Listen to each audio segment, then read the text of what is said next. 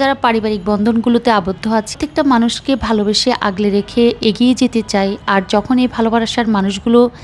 এতটা আন্তরিকতা, এতটা ভালোবাসা, এতটা স্নেহ, শ্রদ্ধা সব কিছু পাওয়ার পর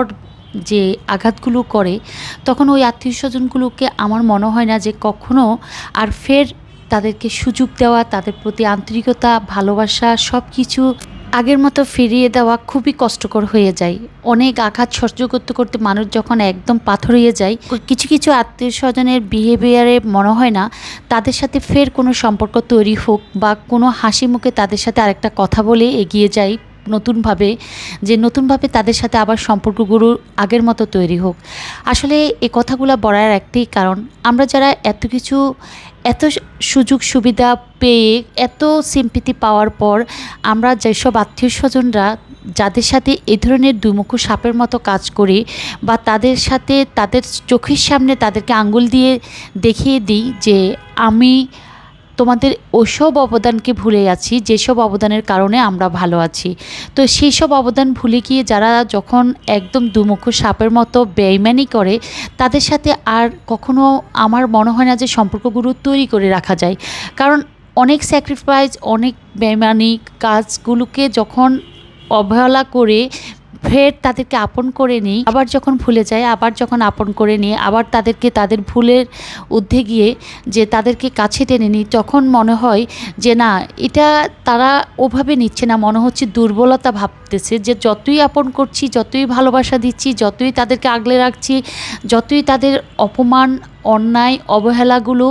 এবং দুইমুখো সাপের মতো বেইমানিগুলোকে অ্যাকসেপ্ট করার পরও তাদের সাথে হাসি মুখে কথা বলি এবং সব ভুলে গিয়ে মনে হয় এমন ভাব দেখায় যে কিচ্ছু হয়নি, এটা তো হতেই পারে, আসো, হ্যাঁ তুমি আমার অনেক ভালোবাসার মানুষ, খুবই কাছের মানুষ। তখন আসলে এগুলো তারা যখন পেয়ে যায় অনেক বেশি, তখন দুর্বলতা মনে করে যে না, এটা তো অনেকবার হয়েছে, অনেক কিছুর পরও তো উনি আমাদেরকে বা ওনারা আমাদেরকে খুবই আপন করে নিয়েছে, বা এটা ওনাদের জন্য কিচ্ছু নাই, আমরা এমনই, আমরা ওনাদের সাথে এমন করে যাব, বা ওনারা এগুলো আমাদের জন্য অ্যাকসেপ্ট করতে হবে, এটা তাদের দায়িত্ব। কিন্তু একবারও চিন্তা করে না যে কিছু কিছু মানুষ, সবার ক্ষেত্রে বলবো না, আমি জানি না আমার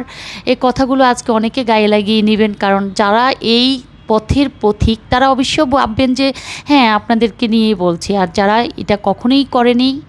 আমার সাথে, আমার পরিবারের সাথে, তারা হয়তো ভাববেন যে না, ওনার কথাগুলো ঠিক আছে। আবার যারা আমাকে খুব ভালো করে চেনেন তারাও বুঝবেন যে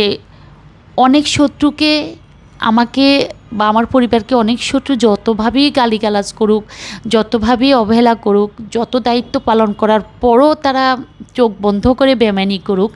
তারা অন্তত বুঝতে পারতেছেন। একটা মন খারাপ করে যদি আপনাদের সাথে কথা বলি, একটু যদি আগের চেয়ে নীরবতা পালন করি বা আপনাদের সাথে নীরব থাকি, তখন আপনারা বুঝেন হয়তো বা কত স্যাক্রিফাইসের পরে যে আপনাদের সাথে আজ এই নীরবতার চেহারাটা আপনাদের সামনে তুলে ধরতে হচ্ছে বা দেখাতে হচ্ছে। আসলে কষ্ট থেকে আমি হালকা ইঙ্গিত দিয়ে কিছু কথা বললাম, সেটা আমার ক্ষেত্রে হোক, আমার আপনজনদের ক্ষেত্রে হোক, বা সবার ক্ষেত্রে হোক। জানি না বাংলাদেশে আমরা যারা মুসলিম কান্ট্রিতে বসবাস করি, বা আমরা যারা মানুষ, অন্তত বিশ্বে যারা মানবিক দিক দিয়ে মানুষ হিসাবে বসবাস করতেছে, প্রত্যেকটা মানুষ আমি মনে করি যে অন্তত এতটা বেইমানি করবেন না কারো সাথে, যে বেইমানিগুলো যে মেনে নিতে আর হচ্ছে আপনাদেরকে স্যাক্রিফাইস করতে করতে অবহেলাগুলো ভুলে গিয়ে আবার আপনাদেরকে আপন করে নিতে এমন একটা পাথরে আমরা পরিণত হচ্ছি, যারা এগুলো স্যাক্রিফাইস করে বা স্যাক্রিফাইসগুলোকে ভুলে গিয়ে আবার কাছে টেনে নিচ্ছি, তারা কতটা পাথর, কতটা কষ্ট পাওয়ার পর আপনাদের সাথে এই মুভমেন্ট বা মুড সুইংটা আপনাদের সাথে দেখাচ্ছে। তো যেটাই দেখাচ্ছে না কেন, যেটাই বলছি না কেন, আজকের ব্লগটা হয়তো বা কারোর জন্য খারাপ হতে পারে, ভালো হতে পারে। যারা মুখোশ দেখিয়েছেন বা মুখোশ পরা আপনাদের চেহারাটা সামনে এনেছেন অন্তত আমাদের পরিবারের সাথে, তো তাদের জন্য হয়তো বা কষ্টকরও হতে পারে, কিচ্ছু করার নেই, কারণ অনেক পাথর হয়ে আজকে কথাগুলো শেয়ার করলাম। তো আজকে ব্লগটাও আমি এখানে শেষ করে দিচ্ছি। সবাই ভালো থাকবেন।